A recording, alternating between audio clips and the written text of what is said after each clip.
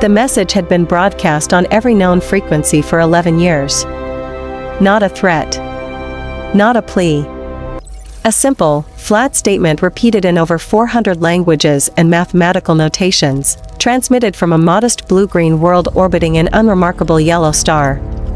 This system is under human jurisdiction.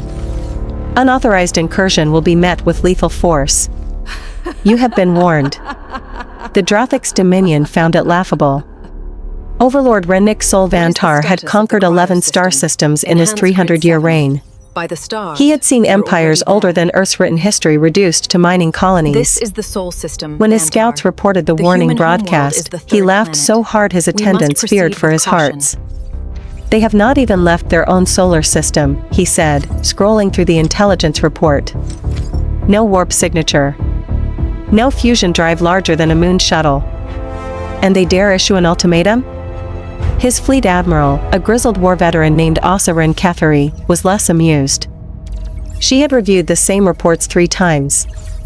My lord, there's something wrong with the data, she said. All batteries. Every probe we've sent into that system has gone silent.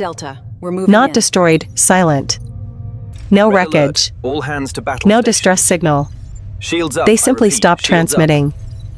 Malfunction, Vantar said dismissively.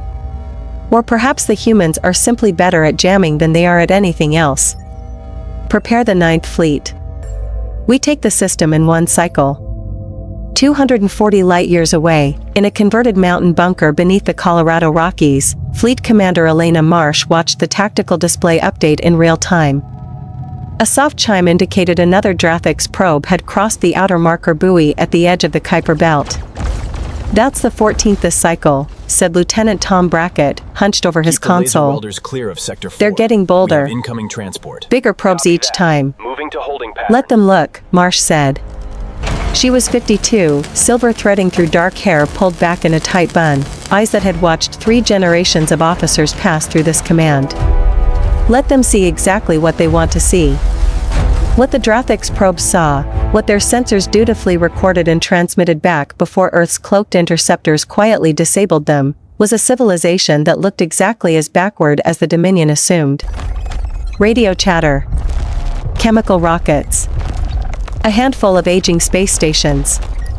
It was, by design, a magnificent lie. Beneath the ice of Europa. Inside the hollowed asteroid belt stations. In shipyards built into the dark side of the moon where no telescope from Earth's surface could ever catch a glint of metal, humanity had spent 40 years building something the rest of the galaxy hadn't seen coming. Not because humans were secretive by nature. Because they had learned, from the very first fragments of an alien signal intercepted in 2041, exactly what happened to worlds that announced themselves too soon. Overlord Vantar's flagship, the Crown of Ashes, dropped out of warp at the edge of the Sol system with 86 warships trailing behind it in a crescent formation built to overwhelm and intimidate.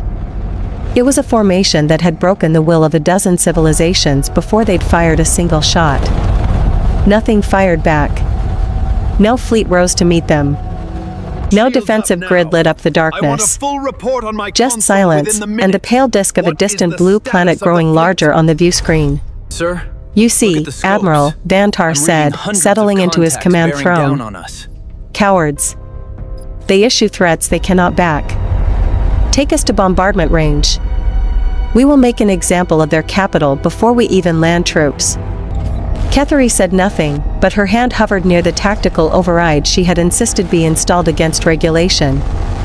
Something about this felt wrong. The humans' warning had been broadcast for 11 years without wavering, without a single addendum, without fear. That kind of consistency did not belong to a bluff. The fleet advanced. At 400,000 kilometers from Earth, the darkness around them changed. It didn't look like an attack at first. Sensor arrays across the Drathyx fleet registered a strange gravitational distortion, subtle, elegant, almost beautiful in its mathematics.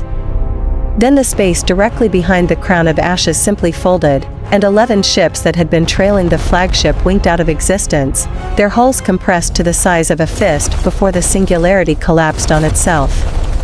Report. Vantar bellowed. The tactical officer's voice cracked. My lord, we're being surrounded. I'm reading contacts. Critical failure Hundreds of detected. contacts. All They weren't there a moment ago. They were already here. It can't be. He was right. All hands. They had been there the Battle entire time, stations. hiding in plain sight, disguised as debris fields and dead comets and empty stretches of nothing, running on stealth systems the Dominion's sensors had never been designed to detect because no one in the galaxy had ever needed to hide from Earth before. Now the masks came off. Ignore the Human hull warships, breach. sleek, matte black vessels that bore no resemblance to the crude chemical rockets in the Dominion's intelligence files, decloaked in a ring around the invading fleet. Gamma. Each one bristled with weapons built from technology reverse-engineered out of desperation, out of 40 years of watching the stars and knowing, with absolute certainty, that someone out there would eventually No good, test the warning. Captain. They're Commander failing. Marsh's voice came through on an open channel, translated instantly into flawless Drathyx. You were warned. Repeatedly. Clearly. For 11 years. This is not a negotiation. This is a demonstration. You cannot possibly believe a handful of ships can stand against the Dominion's Ninth Fleet, Vantar snarled back, though something in his heart had already begun to understand the shape of his mistake. We don't have to believe it, Marsh replied. We already ran the numbers 40 years ago. You're not fighting a fleet, Overlord. You're fighting a species that decided a long time ago it would rather be feared than found. The first volley took out 16 ships in under 9 seconds. Not with brute force, with precision. Every weakness in Drathyx's hull architecture, every gap in their shield harmonics, had been studied, catalogued, and exploited by an enemy that had spent decades listening to their communications, learning their tactics, and preparing a single, devastating counterstroke while pretending to be exactly as primitive as everyone assumed. Kethery watched her fleet die around her in real time, ship by ship, with a horrible, growing clarity. This wasn't a battle. It was an execution the Drathyx had walked into with their eyes wide open, drunk on 3 centuries of unbroken conquest.